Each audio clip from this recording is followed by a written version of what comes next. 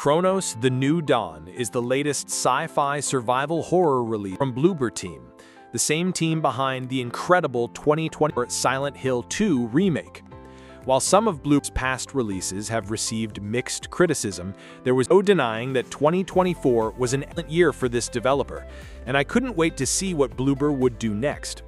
My initial impression of Cronos: The New Dawn was an original idea in a fairly saturated genre, meaning it would have a lot to live up to. Everything I'd seen up to that point, I didn't think I had anything to worry about. Unfortunately, expectations and excitement were high. I was progressively met with increased disappointment as I progressed deeper into the desolate post-apocalyptic world of Cronos. The life of a traveler is mostly unremarkable. The story of Cronos: The New Dawn begins immediately after you, the traveler, have landed in the post-apocalyptic landscape of Noahuta, a district. Following the events of The Change, where a mysterious disease destroyed both the area and the people in it, you're tasked with following in the steps of the predecessor to finish their mission. Very little information is initially provided, leaving you to gather clues as you progress slowly. To complete the mission, you're forced to venture through sections of this abandoned district, look for rifts, also known as tears in the timeline, that allow you to visit the past. There, your job is to collect the lingering essence of those who have information you need to understand the change and what comes next. While I enjoyed the limited information and intrigue Cronos was up early on, the pacing did eventually begin to feel a bit off. I found myself lacking the information to become fully invested in any of the characters or the whole story. I can appreciate that it's clearly intentional for the traveler a bit cold, but even when things began to escalate, the emotions being expressed felt hollow. Cronos made an effort to establish the phrase used by travelers, "such is our calling," as significant, but failed to back it up. Another 2025 release, Clay Obscure Expedition 33, regularly echoed its own phrase, "when one falls, we continue," and though that phrase initially evoked little emotion as well, it eventually started to carry weight following certain events you experienced. At no point did the same thing happen with Cronos. Now, a lack of a strong story isn't exactly a deal-breaker, especially in horror, as I believe good gameplay mechanics can compensate for a weaker story, vice versa.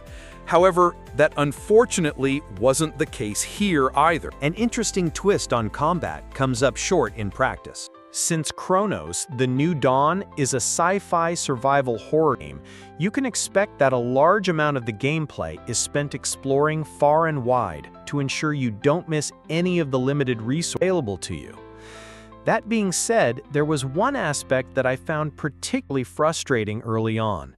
Consider the limited resources available, and that was storage. When you're short on resources, you do have the ability to craft your own. However, and this is particularly true early on, the quantities for everything are a bit inconvenient. For a couple of the weapons, the amount you can craft, the amount you can hold in a single inventory slot don't line up, so you frequently end up one short of the max you can carry in a single pack, or occupying a second inventory slot with a single bullet. As for the actual combat, weapon sway and various factors designed to make combat difficult early on were appropriately challenging, and upgrades seemed to scale in a way that felt accurately paced. Combat was clearly designed with the intention that you would use the environment to your advantage, which meant fewer bullets going into your enemy and more time spent blowing things up. However, enemies don't go down easily, which is why you also have the option of charge shots.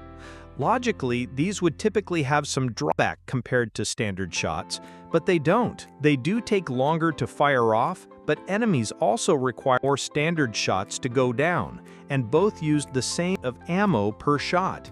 So you are actively hindering yourself by not using charge shot, while the standard shot merely acts as a sense of security. Overall, none of this is inherently bad, per se. It's just unremarkable. However, I was pleasantly surprised by the exploration. Cronos makes excellent use of the entirety of each level, making exploring worthwhile. Additionally, the traveler can influence the environment in ways that allow you to repair structures, gravity. Despite being relatively simple mechanics to use, they were still a nice touch that gave an otherwise normal environment that sci-fi touch. One aspect of the environment that was a bit odd, however, was the safe rooms. Cronos utilizes safe rooms similarly to Resident Evil, but also features an autosave. While autosaves are a great quality of life feature, they also somewhat under the purpose of the safe room, making it feel like they were added for the sake of the genre. True horror is hard to achieve these days. I can imagine by now what you really want to know is whether Cronos the New Dawn lives up to the scare factor. And while I would love to tell you that Cronos had me shaken in my boots, that didn't happen. With so many games featuring enemies that resemble this type of infected human monstrosity, it has become increasingly difficult for these enemies, known as orphans in Cronos, to evoke a genuine scare, which is probably why Cronos decided to add an extra layer to the orphans, known as merging. Any corpses left behind are just a resource for enemies to absorb and grow stronger. And oh boy, do they get stronger! Allowing enemies to merge, especially before you've made any significant upgrades, might as well be a death sentence for you. But unfortunately, it was also easy to prevent. Enemy merging is advertised as one of Cronos' biggest selling points, as it should be, because it's unique and intense when it does happen. Unfortunately, I think, because it's such a deadly circumstance for players, the idea for balance was to provide plenty of tools to prevent it, and as a result, I hardly saw any enemies merge. So, while the enemies did end up being a bit disappointing, Cronos' atmosphere at least kept things eerie. The bleak mood that cloaks the game helped maintain my sense of unease throughout the playthrough. And while I perhaps didn't feel truly frightened the way I hoped I would, I did feel the dread and pain echoing through this district the entire time. Unfortunately, I have to share that for now, this is only a review in progress. In its current pre-release state, Cronos the New Dawn is experiencing some concerning bugs that prevent me from being able to final thoughts. As we approached Cronos the Dawn's release date, I believed updates would resolve most, if not all, the pre-release bug concerns I had. That has not been the case. While I was able to form initial opinions based on an earlier version of the game that had bugs limited primarily to cutscenes, as of the most recent update, specifically on PS5, I have been experiencing a game bug that stops enemies from attacking me. During a restart, since my initial file was incompatible with the update, after reaching a point about 20 in, every enemy begins behaving abnormally. I was still able to damage them, but they did not merge or do anything else besides move around. I performed a reboot, which seemed to resolve the issue, and ensure that this wasn't an isolated incident. I started a few more new games, but nothing changed. Did swing at me as part of their turning animations, but even that didn't damage me.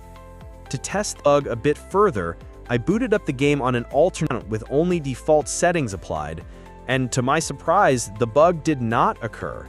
So at the moment, I can't say for sure what is causing the bug on my primary account, only that it is half account but not the other, and is something to be aware of. Reasonably, I can appreciate that something that may be fixed before launch, or could perhaps be an issue is just specific to my account. So until then, Screen Rant won't be offering final thoughts or a score for Cronos the New Dawn until I can verify whether these issues remain and are widespread or have been completely resolved.